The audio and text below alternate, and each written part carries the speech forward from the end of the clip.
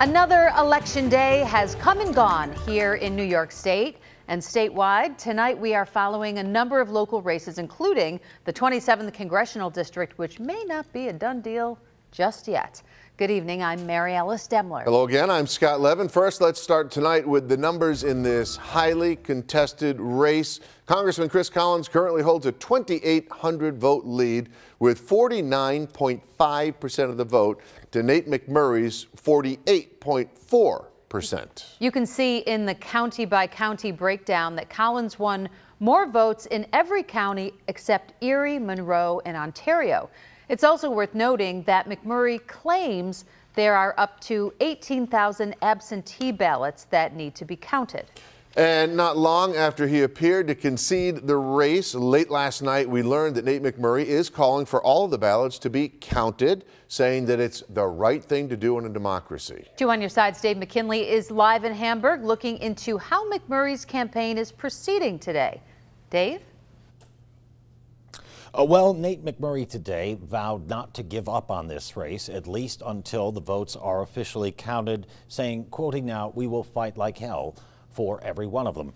In the meantime, he insisted because he never used the word concede, he never has. And in either case, it sets up a potential battle that could last well beyond Election Day. Just after 11 last night, Nate McMurray appeared to have conceded the race. Look, we're going to come up a little short tonight. But 2 hours later, realizing he'd only lost by a couple thousand votes, he changed his mind. It is so close that we have a duty to make sure every single vote is counted. He called for a recount. A candidate cannot start a recount just by virtue of calling for one. Former U.S. Attorney Dennis Vaco has some experience with the recount process, having gotten one when he narrowly lost his bid for re-election as New York State's Attorney General 20 years ago. And while in some states a recount is automatically triggered in close races, we are not one of those states here in New York. What will happen automatically, as in all elections, is a recanvassing of the machines by the boards of election in each of the counties in the 27th. What that means is that they go in and they compare the totals on the machines to the people that signed in. But only in the case of severe discrepancies could an actual recount be triggered, unless a court can direct a recount. So the only thing that Mr. McMurray can do to force a more substantial analysis is to file a lawsuit. We got to get lawyers involved for this type of battle.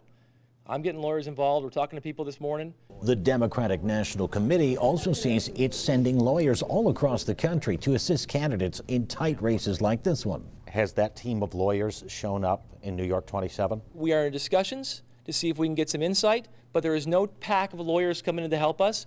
We're working with our own lawyers. But he's got limited time to act as a December 15th deadline looms to certify the results. He shouldn't wait too long because he wants to make sure that he gets a court involved as quickly as possible. Though there is no firm count available, elections officials estimate there may be up to about 10,000 absentee ballots throughout the 27th district. And historically, though, you have to remember that absentee ballots tend to break the same way as those tallied at the machines on Election Day. What that means is that McMurray would have to buck historic odds and get perhaps 75% or about 3/4 of those in order for those absentee ballots to alter the results of this election. At McMurray headquarters in Hamburg, Dave McKinley, Channel 2 News.